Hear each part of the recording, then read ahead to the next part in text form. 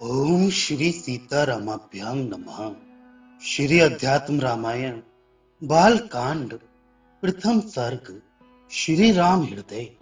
जी जिनमें अविनाशी प्रभु ने पृथ्वी का भार उतारने के लिए देवताओं की प्रार्थना से पृथ्वी तल पर सूर्यवंश में माया मानव रूप से अवतार लिया और जो राक्षसों के समूह को मारकर तथा संसार में अपनी पाप विनाशिनी अविचल कीर्ति स्थापित कर पुनः अपने आद्य ब्रह्म स्वरूप में लीन हो गए। उन श्री जानकी नाथ का मैं भजन करता हूँ, जो विश्व की उत्पत्ति, स्थिति और लय आदि के एकमात्र कारण ही माया के आश्रय होकर भी मायातीत है, अचिंत स्वरूप है, आनंद घन है, उपाधिकृत दोषों से रहित है तथा स्वयं प्रकाश स्वरूप है। उन तत्ववेत्ता श्री सीतापति को मैं नमस्कार करता हूँ, जो लोग इस सर्व पुराण सम्मत पवित्र अध्यात्म रामायण का एकाग्र चित्त से नित्य पाठ करते हैं और जो इसे सुनते हैं वे पाप रहित होकर श्री हरि को ही प्राप्त करते हैं।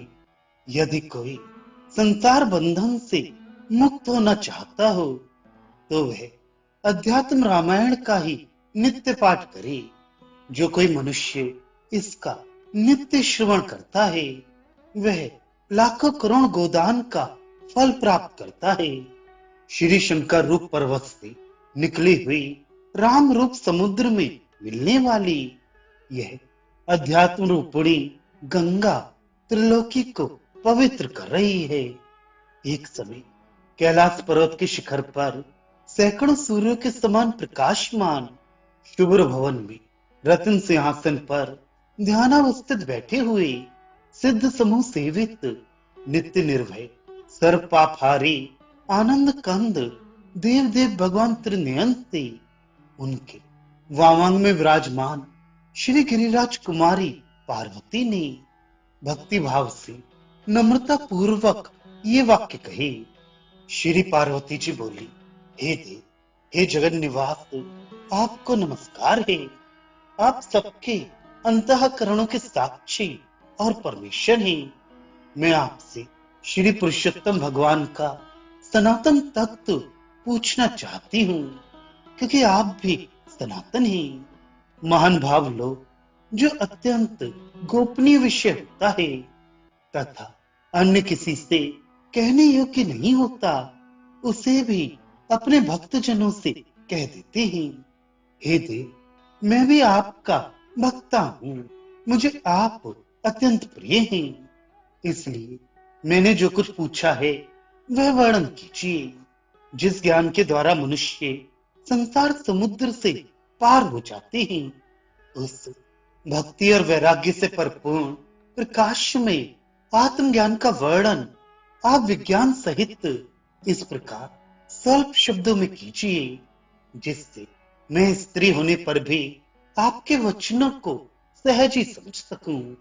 हे कमल ने, मैं एक परम गुह्य रहस्य आपसे और पूछती हूँ, कृपया आप पहले उसे ही वर्णन कीजिए।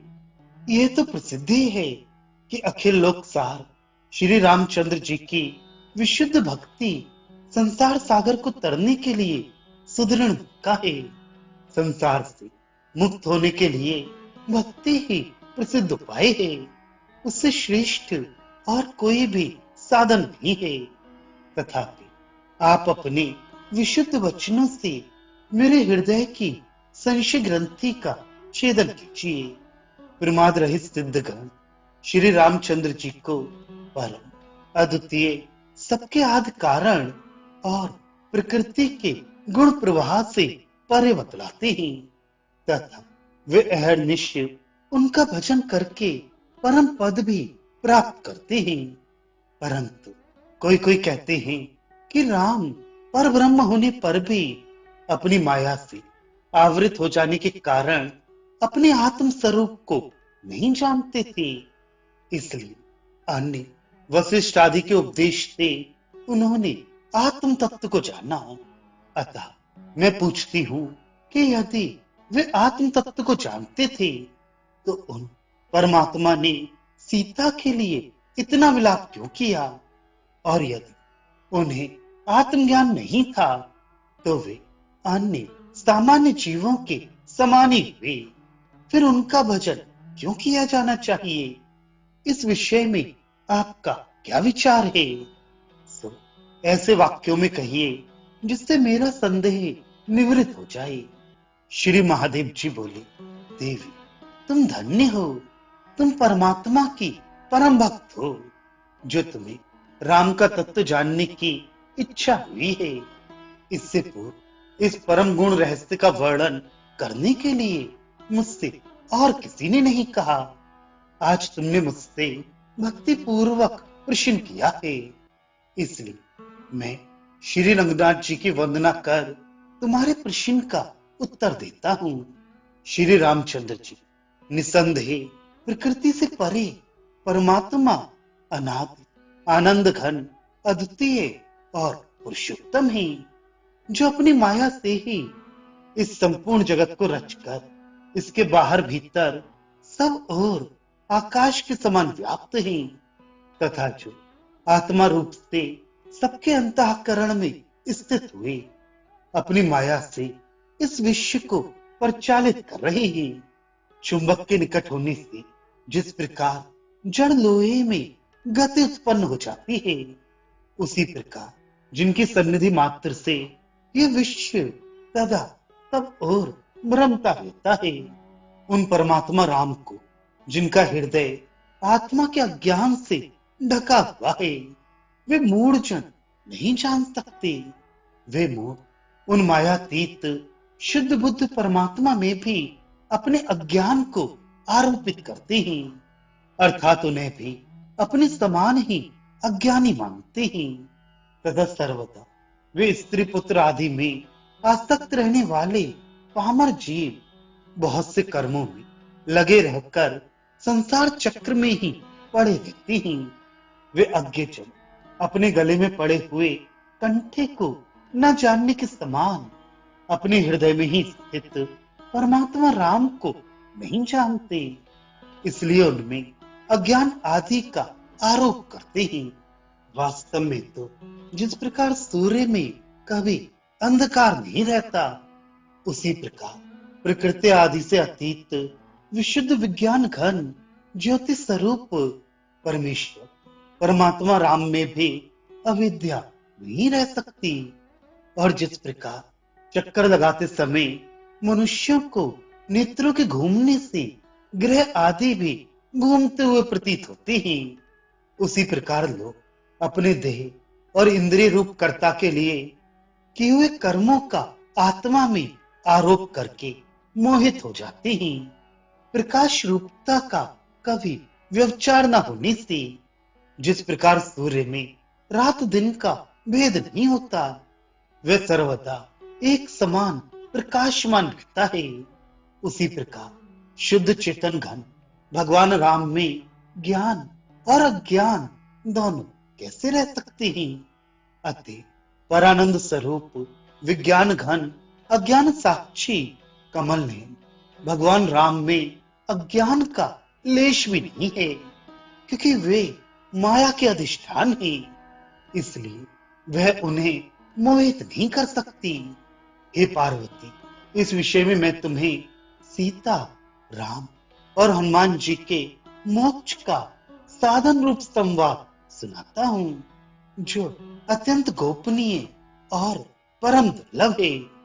पूर्व काल में राम अवतार के समय जब युद्ध प्रिय श्री रामचंद्र जी देवताओं के कंटक रूप रावण को संतान, सेना और वाहनों के सहित युद्ध में मारकर सीता, सुग्रीव और लक्ष्मण के सहित हनुमान आदि वानरों से घिरे हुए अयोध्यापुरी में आए। वहां आकर राज्याभिषेक होने पर वशिष्ठ आदि महात्माओं से घिरकर करोड़ों सूर्यों की प्रभा धारण कर जब सिंहासन पर विराजमान हुए, उस समय जो सेवा के समस्त कार्य कर चुका है और उनका कोई बदला नहीं चाहता है।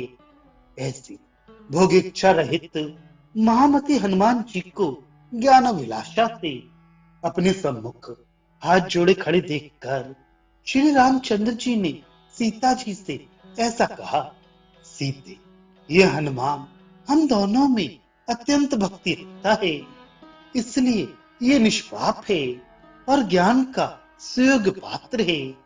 अतः तुम इसे मेरे तत्व का उपदेश करो।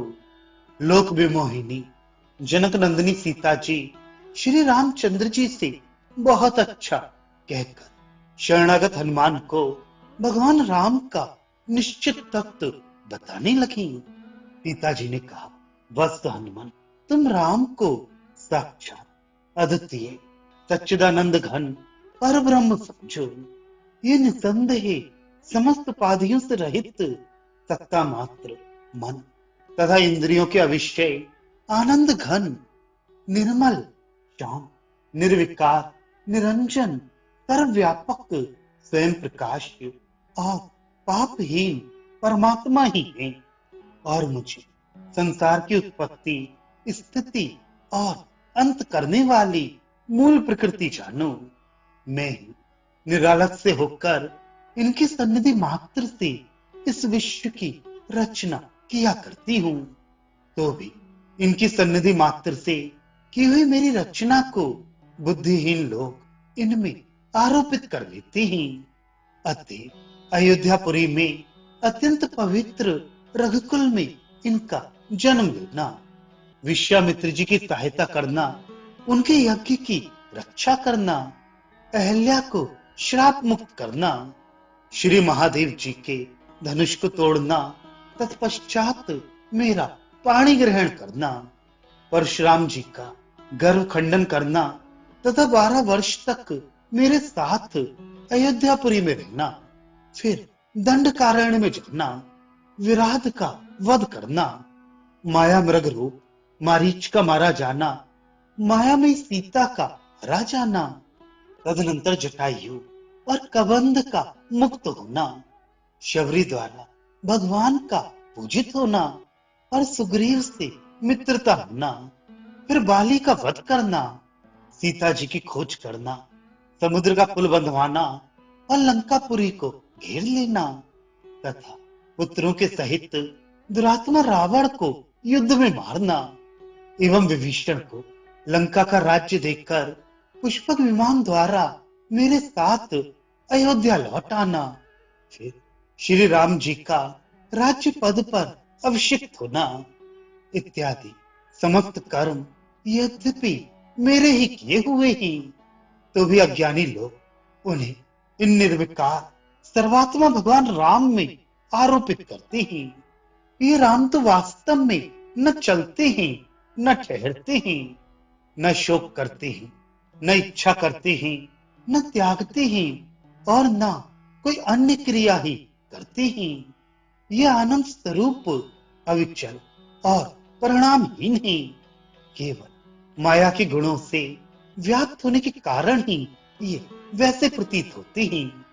तदनंतर श्री रामचंद्र जी ने सम्मुख खड़े हुए पवन पुत्र हनुमान से स्वयं कहा, मैं तुम्हें आत्मा अनात्मा और परमात्मा का तत्व बताता हूँ, सावधान होकर सुनो। जलाशय में आकाश के 3 भेद स्पष्ट दिखाई देते हैं, एक महाकाश, दूसरा जलावच्छिन्न आकाश और तीसरा प्रतिबिंब आकाश।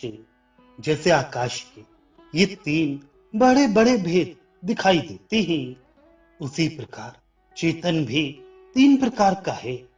एक तो बुद्धिवच्छिन्न चेतन जो बुद्धि में व्याप्त है, दूसरा जो सर्वत्र परिपूर्ण है और तीसरा जो बुद्धि में प्रतिबिंबित होता है, जिसको आभास चेतन कहते हैं। इनमें से केवल आभास चेतन के सहित बुद्धि में ही कर्तृत्व है, अर्थात चिदाभास के सहित बुद्धि ही सब कार्य करती है, किंतु अज्ञजन भ्रांतिवश निर्वच्छिन्न निर्विकार साक्षी आत्मा में कर्तृत्व और जीवत्व का आरोप करते हैं, अर्थात उसे ही कर्ता भोक्ता मान लेते हैं। हमने जिसे जीव कहा है उसमें आभास चेतन तो मिथ्या है, क्योंकि सभी आभास मिथ्या ही हुआ करते हैं। बुद्धि अविद्या का कार्य है और परब्रह्म परमात्मा वास्तव में विच्छेद रहित है। अतः उसका विच्छेद भी विकल्प से ही माना हुआ है। इसी प्रकार उपाधियों का बाध करते हुए साभास अहम रूप अविच्छिन्न चेतन जीव की तत्वमसी तो वह है आदि महावाक्यों द्वारा पूर्ण चेतन ब्रह्म के साथ एकता बतलाई जाती है। जब महावाक्य द्वारा इस प्रकार जीवात्मा और परमात्मा की एकता का ज्ञान उत्पन्न हो जाता है, उस समय अपने कार्यों सहित अविद्या नष्ट हो ही जाती है। इसमें कोई संदेह नहीं। मेरा भक्त इस उपर्युक्त तत्व को समझकर मेरे स्वरूप को प्राप्त होने का पात्र हो जाता है। पर जो लोग मेरी भक्ति को छोड़कर शास्त्रूप गड्ढे में पड़े भटकते रहते हैं, उन्हें 100 जन्म तक भी ना तो ज्ञान होता है और ना मोक्ष प्राप्त होता है। हे अनक, ये परम रहस्य मुझ आत्म स्वरूप राम का हृदय है और साक्षात मैंने ही तुम्हें सुनाया है। यदि तुम्हें इंद्रलोक के राज्य से भी अधिक संपत्ति मिले तो भी तुम इसे मेरी भक्ति से हीन किसी दुष्ट पुरुष को मत सुनाना। श्री महादेव जी बोले, हे देवी, मैंने तुम्हें यह अत्यंत गोपनीय हृदयहारी परम पवित्र और पापनाशक श्री राम हृदय सुनाया है। यह समस्त वेदांत का सार संग्रह साक्षात श्री रामचंद्र जी का कहा हुआ है। जो कोई इसे भक्ति पूर्वक सदा पढ़ता है वह निसंदेह मुक्त हो जाता है। इसके पठन मात्र से अनेक जन्मों के संचित ब्रह्म हत्या आदि समस्त पाप निसंदेह नष्ट हो जाते हैं, क्योंकि श्री राम के वचन ऐसे ही हैं। जो कोई अत्यंत भ्रष्ट, अतिशय पापी, परधन और परिस्त्रियों में सदा प्रवृत्त रहने वाला, चोर, ब्रह्म हत्यारा, माता पिता का वध करने में लगा हुआ और योगी जनों का अहित करने वाला मनुष्य भी श्री रामचंद्र जी का पूजन कर इस राम हृदय का भक्ति पूर्वक पाठ करता है, वह समस्त देवताओं के पूज्य उस परम पद को प्राप्त होता है, जो योगी राजों को भी परम दुर्लभ है।